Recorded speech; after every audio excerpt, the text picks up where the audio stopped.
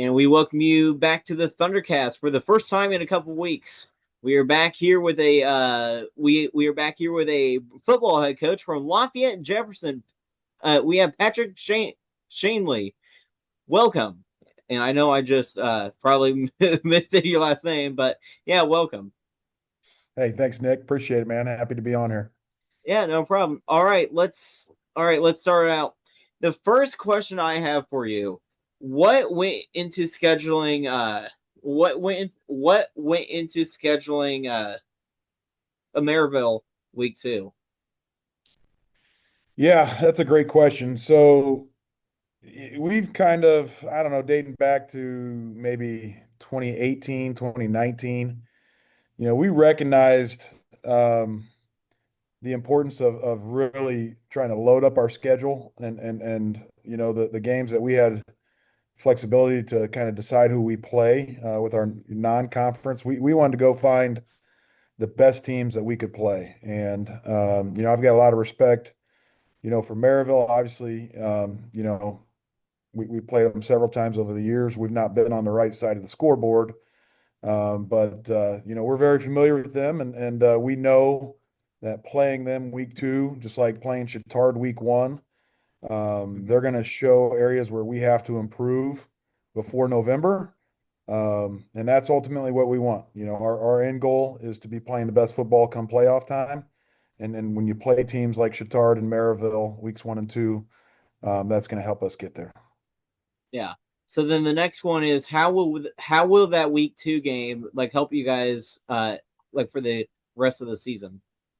Yeah, I alluded to it kind of already. I mean, they're a championship program. Coach Cease does a great job. We know that staff well. We've camped with them at team camp the last several years. They're really, really talented, and they're really, really well coached. So they're going to find areas, like I said, where we got to get better, where maybe we're deficient, and we got to coach that. When if you play teams that aren't as good and you schedule your non-conference and try to pad wins with your non-conference, you're maybe not going to know some of those areas where you've got to improve Mm-hmm.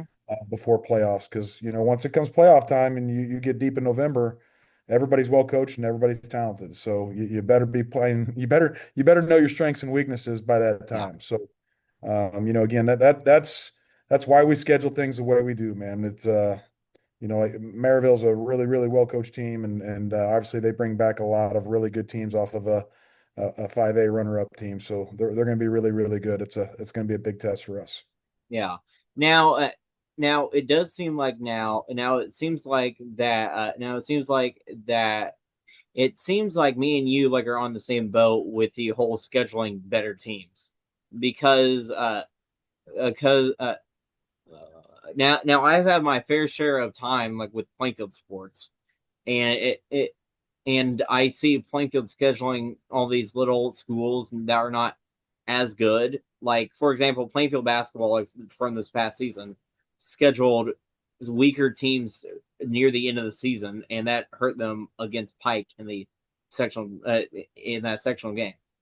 Like Plainfield was a really good team, and I could throw Plainfield football in there too. Like Plainfield football played Terre Haute South week one, like my sophomore, like my junior and senior year, and Plainfield played Lafayette Harrison week two, which Lafayette Harrison like is like up and down with being good. Yeah, But I can't really speak on yeah, how teams schedule and what their philosophies are, man. I mean, I yeah, it's yeah, we just got to kind of do what's best for us. Our last two athletic directors, our current athletic director and Justin Gardner, he's a football guy. We kind of sit down and we kind of look at what we have in our pipeline, and fortunately for us, the next 4 to 5 to 6 years look really, really strong. So, we're going to be really, really aggressive with how we schedule, and each program's different. I'm sure. Again, I can't speak on what other programs do and how they go about it. All I can do is speak on us, but mm-hmm. it's that's what we believe in. Now, we've not won a regional yet, so I can't sit here and be critical of anybody else and how they do things. We've got to find a way to take care of us and get ourselves over that hump. Yeah. So, does being ranked top five in the preseason polls, like do anything to the confidence to the team? I don't know. I mean, I think when you look back at 2015 and when our staff arrived here, I think for the previous 9 years, Lafayette Jeff won 24% of their games, and since then we've won dang near 80% of our games. Um, People thought we were crazy and looked at me like I had a third eye when I said we had a goal of building a state powerhouse and a team that was respected throughout the state of Indiana. And I think we're getting there. We haven't kicked down that regional door yet, but I believe in my heart that our process is good and our coaching staff's good. I think we have 6A resources here, Nick, and I'll say Indianapolis 6A resources. Our administration, our central office. Football is really, really important here at Lafayette, Jeff. And again, I can't speak on what everybody else does, but we have 30 coaches. When you look at our varsity and freshman staff, we have 30 coaches. And our weight room is $1 million facility. We've got two coaches in there throughout the course of the day. We have a football weights class that's second period every day. Um, so when you mention what you're saying, like does that give you confidence? I don't know. I think it's where we want to get to that point where Mhm. every year we're up there with the best teams in Indiana. We're mentioned amongst the best teams in Indiana. We're playing deep in November. We're playing for an opportunity to get to Lucas Oil Stadium. That's the goal here. So we're not there yet, and preseason rankings don't mean jack, man. We still got to strap it up and play good Yep. football. Make sure we're playing good football come November. Yeah. Yeah. Yeah. And then the next question is, how is it playing in the Lafayette area? It's awesome, man. I think Kyle's, he does a great job promoting his program, getting his kids excited about football. In the area, like it's kind of we kind of struck first on the weight room, and then you see every other surrounding school, making moves on their weight room. Sports are important in this community. Yeah, I think it's a small community. Like maybe outside looking in, people think it's big, but it really kind of has that small town feel to it. We've got good sports coverage. Sam King used to cover it and covered it very, very well. But yeah, man, it's cool. It's everybody's competing to be the best in our community. I think that's important to every school and trying to be the best and compete at a high level. Um, but yeah, I don't know if that answers your question or not, man. But this is a special community. The river kind of divides West Lafayette and Lafayette, and I mean they're real rivalries. Everybody wants Yes. to beat everybody here, and everybody works at it. I think the administration, again, I can only really speak on ours, and I know ours. You just look at what our administration does and the resources they provide. It's important here, and they want us to be the best in the area, and they give us the resources to compete at a high level. So again, I don't know if I'm answering your question, but yeah, we love this community, man, Yes. and it's important to put a good product on the field on Friday nights. Yes. So then, so I'm gonna skip so the next question I'm skipping because you already kind of went through it. Okay. So then the question after that. So this is based on the community. How has the community helped? Well, you look at John Schumann. His name is on our stadium. His name is on our weight room. His name just so happens to be at Ball State, all over Ball State. I mean that guy and his family, John and June, and now Barney Schumann, John's son. Um, they are they have always been what do you need? Dr. Robert Hagan, both him and John Schumann have since passed, but he was a long time guy that anytime I need anything, he would be there to help. And there's a lot of people like that. Jimmy Olds is a former Jeff quarterback, and he works here in town as a lawyer. And anytime I need anything, I can call Jimmy, and Jimmy's going to do what he can to rally the troops and get us the resources we need, man. Um, and so from a resource standpoint and just an alumni base, we have a birdie bash, an annual golf outing that generates, anywhere from 60 to $70,000 of money that goes straight to our athletic department every single year. Um, keeps our participation fees down. But football and like I said, sports in general at Lafayette, Jeff, we've got a great support system, an alumni base that is really unique and really strong, and makes it, hopefully our kids understand how special that is. I think it makes it really, really special. As a coach serving our student athletes, I know it's not something that I take for granted. Yeah. So then the next one is, what is your favorite part about coaching for Lafayette Jefferson?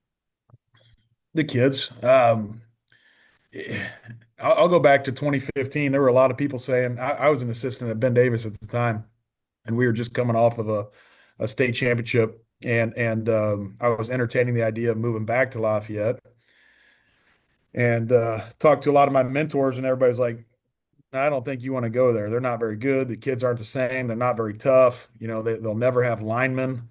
These are my mentors. And Brian Moore got hired at the time. He was coming off a state championship at Seeger, and just a Hall of Fame head coach. And he said, I think we can get this going here. I think we've got the resources we need. I think we can get some kids out of the hallway that maybe weren't playing. And he got that going for us in 2015, and we really have kind of been riding that wave for the last 10, 11 years ever since. But we do have tough kids. We do have kids that aren't afraid to work. We do have linemen. Yes, we've got good skill kids. But I tell you, man, it's a great community. But it's a great community because of the people. This is a great program because of the kids. The kids allow us to coach them hard. They allow us to push them and challenge them. The parents support that. I think that's important. They want their kids to be pushed. They understand our role in their life, and they understand that our coaches take that serious. So the best part about coaching football at Lafayette, Jeff, is definitely the kids. Yes. So then the next one is okay, I'm gonna reword this because you already kind of touched it. So the next one like is pretty much about like the whole like community thing with like with the rivalries. How is the rivalry with Lafayette Harrison? It's an important game to both teams. Cal and I have talked about trying to find some trophy we can play for. So I understand he's going to be on one of your episodes Mhm. coming up here. Maybe that's something you can discuss with him. But Yeah. we are no longer in the same conference. And I'm not going to get into that. And I think it is what it is. But Kyle's assured me that this is a game they're going to keep on their schedule, which I think is great for the kids. Yes. So yeah, it's a big game, man. It's important. It's important to both teams, both communities. To put a good product on the field. So it's again, got a lot of respect for them. Got a lot of respect for how they operate. But we certainly want to beat them year after year, and I'm sure that they feel the same way. Yeah. So then the next one is, how is a competition in the North Central Conference? Yeah, I mean, I think that's maybe something that other people like to speak on. And I am a proud member. We are proud members of the North Central Conference. Is it what it used to be? Are the communities what they used to be? I don't think that's necessarily really a debate, but we play the teams that are on our schedule, and we're not going to use that as an excuse. I think Coach Chambers has been at Marion a long time. They've made a lot of runs. When the Colbys were at Kokomo, they were making runs. In fact, we beat them in 2017. We were a 6A team, and they made it to the 5A state championship that year and got beat by Columbus East. So they've made runs. Um, Muncie Central is going to have a really, really good team. They've got two Division I defensive linemen. Their head coach is phenomenal. Both Kokomo and Muncie Central are providing a lot of resources to their football program, and trying to do things right. So those programs are going to continue to get better and better and better. And I hope that everybody in the NCC follows suit, because that's one thing. Every community needs football to do well, and the better your football program does, the better your school year is going to go. The better. I mean, it just bleeds into everything.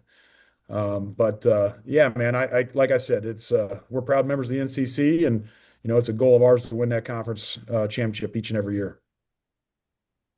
Okay, so that pretty much pretty much answer. Okay, so I know you really didn't mean to do it, but you actually pretty much just answered my next question because the next question was, is there any talk about Lafayette Jefferson actually leaving the North Central Conference? I don't think so. When you look at all the sports across the board, it's a great fit for Lafayette Jeff. Yeah, yes, It's not. Yeah, I know we've had kind of a stranglehold on the football side of things for the last few years. Um, I mean that is what it is.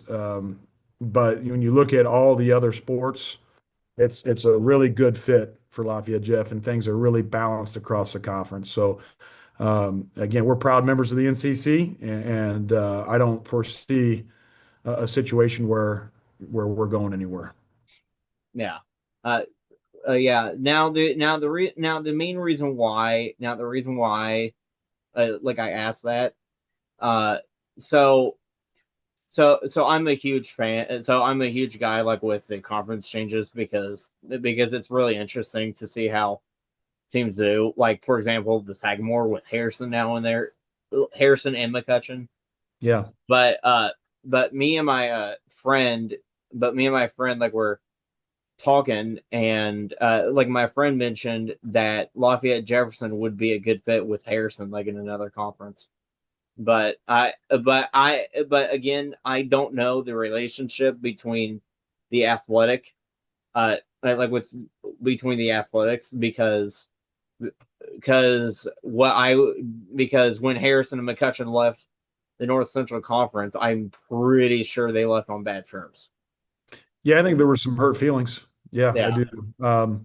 We had to make a move that was in the best interest of our kids and our community, and by yeah, we, I mean our principal, Mark Preston. I mean, he's always going to look out for Lafayette Jeff. He's always going to look out for our community and our kids, and mhm, that's what that move was. I don't think yeah, um, anybody should really dig any deeper than that.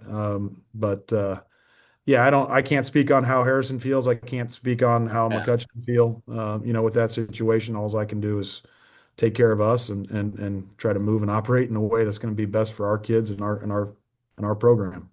Yeah, so then I'm skipping this next question because you already touched on it. So a lot of the questions that I've written down, like you touched on it, Cool. which I'm happy about.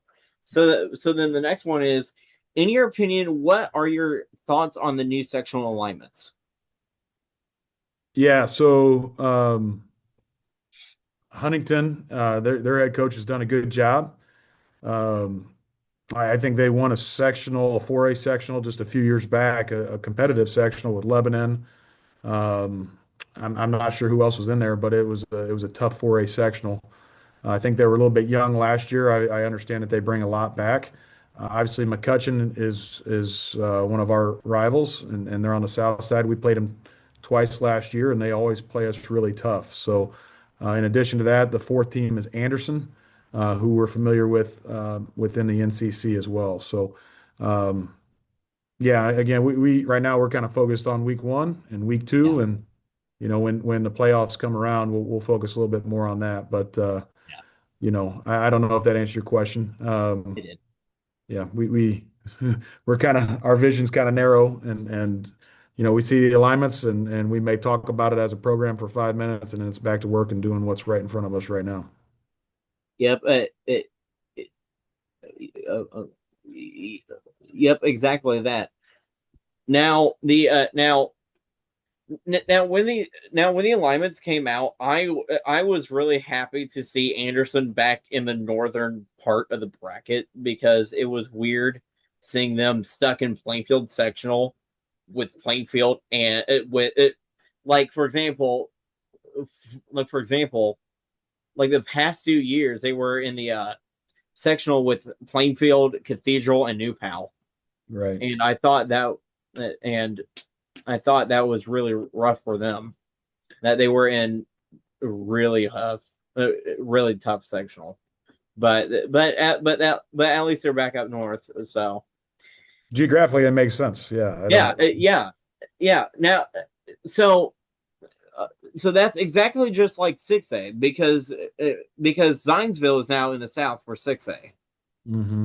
and Lafayette Harrison, which you probably saw, but Harrison is now in sectional number one, Yeah. which to be honest, travel wise does not make sense. They We got sent north for several years when we were in 6A. We were going up there with Lake Central and Crown Point, and yeah, sectional we're one. in the same sectional as Maryville for several years. So, yeah, and talking to Kyle about that, there was that possibility. But yeah, so we're in no man's land right here with Yeah, with 5A, 6A schools. There's just not a lot of us in this general yeah, area. So, I think we're always going to either get sent north or get sent down to Hamilton County. Is kind of the way yeah, that it shakes out. yeah. So now more with more with the classes. So how close is like it's Lafayette Jeff again to being in 6A? We won't be. Yeah, unless we're fortunate enough to win enough to get bumped up to 6A. I think we are maybe the second or third biggest this year. But our numbers, we are opening a LSC, Lafayette School Corporation's opening up or creating a online school. And there will be kids that go to that online school that still count towards our overall enrollment, but they won't count against our IHSAA enrollment. They won't be able to play sports. Um, but my principals assured me that our number is going to actually dip and go down a little bit too. So, we're kind of in the bubble. We're like a lot of the schools around us. There's room for growth in Lafayette. We draw people. I mean, the unemployment Mm-hmm. rate is really really good. There are jobs galore here. So that we're a transient community, and there's always going to be new people moving to Lafayette because of the industry and because of the jobs. And we hope they live in the LSC Corporation or choose to go to the Lafayette School Corporation. But we're not going to grow. I think when you look at the bottom of 6A in terms of enrollment, a lot of those are communities that are continuing to grow and get bigger and bigger. They're not shrinking. So Yeah. I think it's pretty safe to say from an enrollment standpoint, we're going to be in 5A for the foreseeable future. Uh, yeah, yeah, that's gonna be just like Plainfield Yep. because Just a I've matter been of looking at time. the huh? It's just a matter of time till they're 6A. I mean, I mean, I don't know. What? Yeah. Well, okay. So I see them going to 6A like for enrollment like in like 5 to 10 years, but not not in the future, not in the soon future. Yeah. But I've been looking at the like enrollments and from the last cycle of enrollments to this new cycle, like it said, Plainfield only lost one guy, only one person in that enrollment. Like, I guess but my assumption is just with being where they are, with urban sprawl there and the airport and everything. From what I understand, there's a lot of room for growth in Plainfield. Is that correct? so the, so there is a lot of growth happening because I'm pretty sure our town, pretty sure we are trying to take zone from Cascade area, so Hmm, we're going to be getting some zone over there. So potentially more people in our zone, but gotcha. I was also listening to the stats too. But but with the transfers coming in for Plainfield, like so Plainfield really doesn't get many transfers. But if it wasn't for the transfers, Plainfield would be a smaller community Yeah. because Plainfield's really not growing. Okay. Uh, like Plainfield's not growing as fast as Avon, Brownsburg. I could throw Danville in there, Okay. uh, but yeah. So then the last question is a question I ask everybody, every player, every manager, and every coach. What are your favorite stadiums? So what are the favorite stadiums you coached at? That's tough. Um, I'm partial. I love Schumann Stadium at Lafayette Jeff, man. I think it's really, really good for rivalry games. They get it rocking. They get to cooking and tailgating out here. I think that's really cool. Going back way back early in my career, we took a charter bus down to Cincinnati when I was at Ben Davis as an assistant coach, and we went to Cincinnati St. Xavier, and they were loaded, and all boys school, GCL, and we were pretty good. We had some really good players, um, but you roll up in there at St. Xavier, and we were 2 or 3 hours early. I don't remember how many, and they're tailgating and partying. And we go into the locker room. The locker room was 110 degrees, brand new, but all of a sudden the air conditioning didn't seem to be working on a really hot day, ironically. And then we go out for warm-ups, and Nick, I'm not kidding. Their student section was full. So I'm talking like an hour before the game, and they didn't have a track, so the field you're Hmm. like you're right on top of you, and our receivers were right there. So anytime they dropped the pass or anything wrong, man, they were getting heckled in pregame.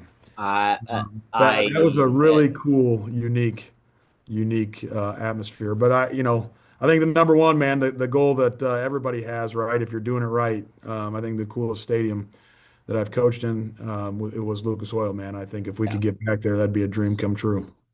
yeah. Now now now for me, I have to put now for me I have to put Lafayette Harrison up there because Lafayette Harrison actually has a nice little like facility. And then I have to I have to put Mooresville up there because Mooresville's really good. I think my favorite one that I've been to as a fan, it has to be Brownsburg Okay. because Brownsburg feels like a normal college experience. Like you're at a normal college game, like a lower college. I went to a Indiana Wesleyan game like a couple of years ago, and that and that energy felt really good, and that Brownsburg energy at that game, sectionals too versus Avon. Like I went to that one, and that whole energy felt like a Colgate game. Yeah. But In yeah, charge of doing it right. yeah, no. So and so what I'm doing this year now for football is I'm going to be traveling a lot more, like with my friend. So I'm going to South Butt week one, and week eight is going to be week eight for me is going to be game of the year for me. It's going to be because I'm going to New Pal like to watch IMG. Okay. How about that? That's cool. That'll Uh, be fun. yeah, yeah. I'm going to that one, but How are we going to get you to Lafayette, Jeff? You going to come up for a game? uh, I'm gonna try to it if I get my license in time before the season ends, I will. So I will try to come up there like for a postseason game. Uh, Okay.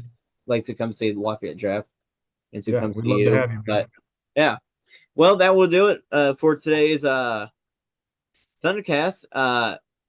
Pat, thanks for joining, and good luck this season, and go Broncos. Appreciate it, Nick. Thanks, man. Appreciate your time. Yep.